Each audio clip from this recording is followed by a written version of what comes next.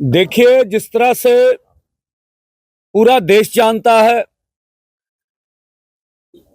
दिल्ली आंदोलन 2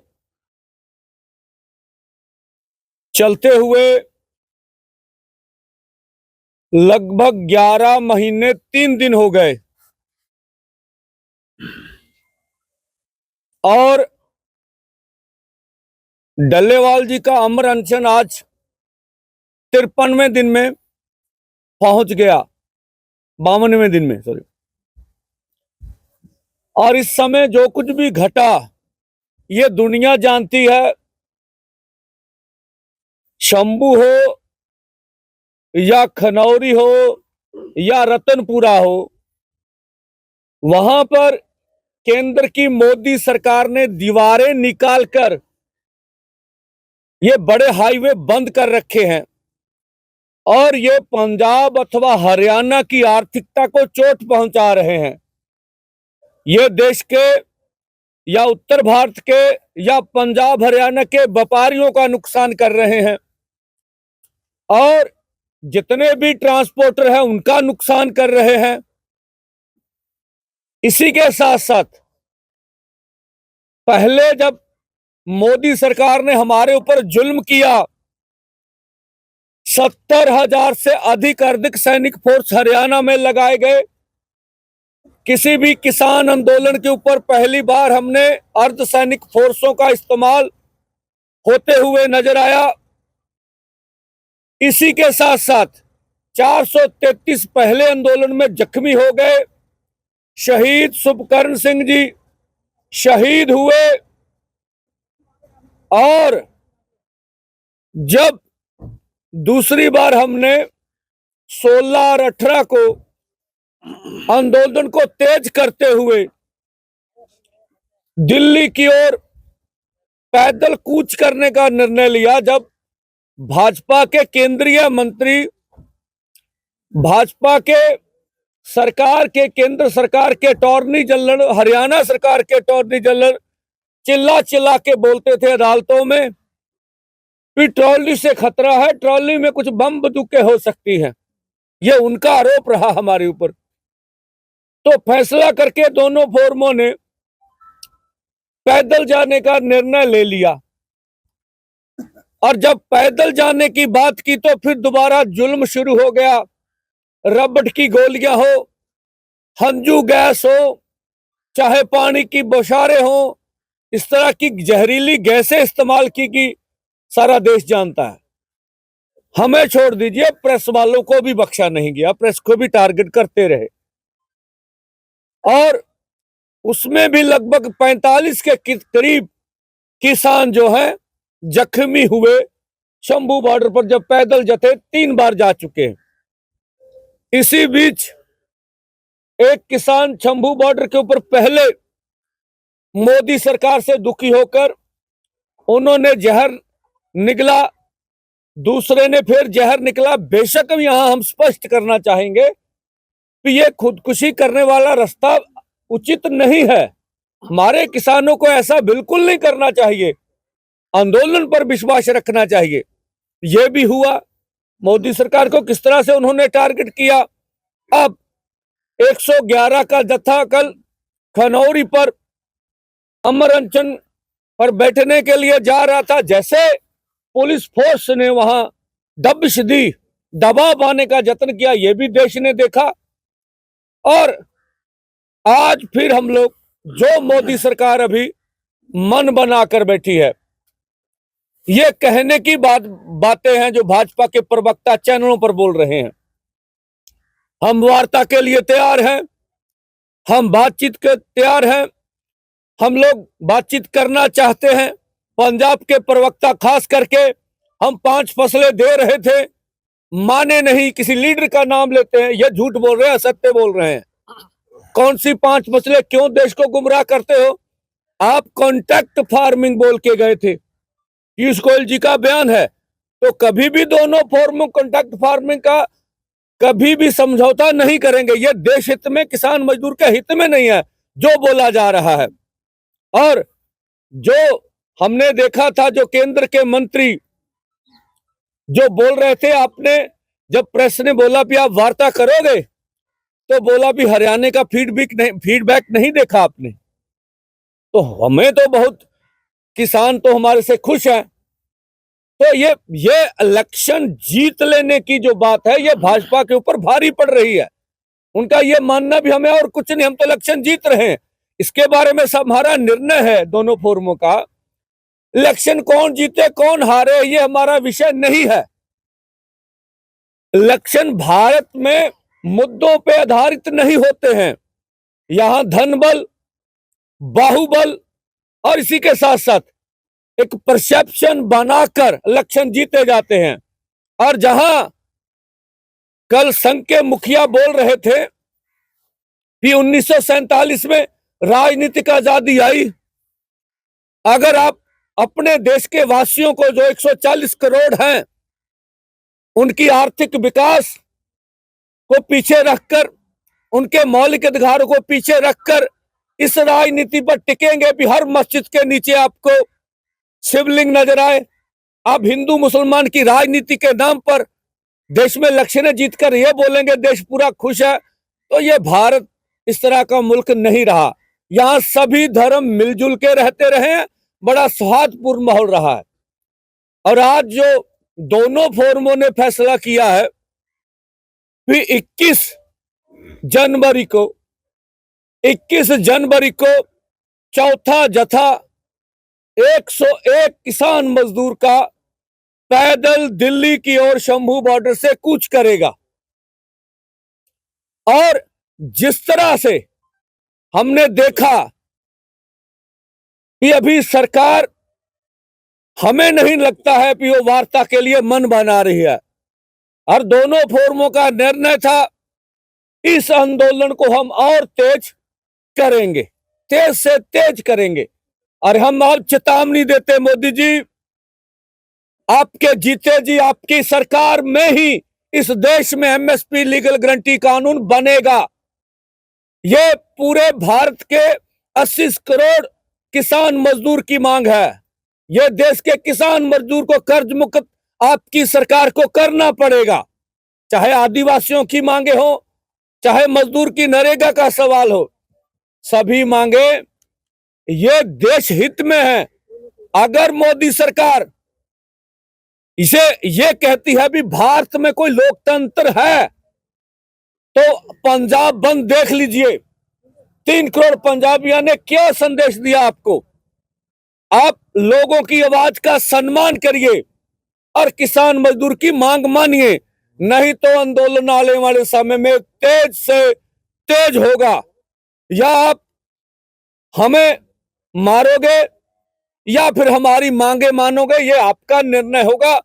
हम अपनी ओर से पीसफुली ढंग से अपनी बात कहने के हक रखते हैं। इस मुल्क में जमहूरियत है, यहां हम अपनी बात जोर शोर से अपनी कहते रहेंगे। ये आज का ऐलान सा। अब फूल साहब आपसे बात करेंगे। पत्रकार ते मीडिया वाले साथियों, सारे पंजाब समेत आपनों भी जानकारी है भी 5 जनवरी 2022 ਨੂੰ प्रधान मंत्री नरेंद्र मोदी जी पंजाब ਦੇ ਵਿੱਚ ਫਿਰੋਜ਼ਪੁਰ ਵਿਖੇ बीजेपी ਦੀ ਰੈਲੀ ਨੂੰ ਸੰਬੋਧਨ ਕਰਨ ਦਾ ਪ੍ਰੋਗਰਾਮ ਸੀ। ਸਾਰੀਆਂ ਹੀ ਪੰਜਾਬ ਦੀਆਂ ਸੰਘਰਸ਼ੀਲ ਜਥੇਬੰਦੀਆਂ ਨੇ ਇਹ ਫੈਸਲਾ ਕਰਕੇ ਕਿ ਉਹਨਾਂ ਨੇ ਜਿਹੜਾ ਕਿਸਾਨਾਂ ਨਾਲ ਵਾਅਦਾ ਕੀਤਾ ਸੀਗਾ घर वापसी मौके, वो वादा खिलाफी की है। किसी भी मंग ते उन्होंने उस तो बाद आवाज़ नहीं कढ़ी। तो वो प्रोटेस्ट वजों सारियां संघर्षशील जथेबंदियां वालों थां ते सड़कों ते इकट्ठे होकर उन्हों का शांतमई प्रोटेस्ट करने का प्रोग्राम सी।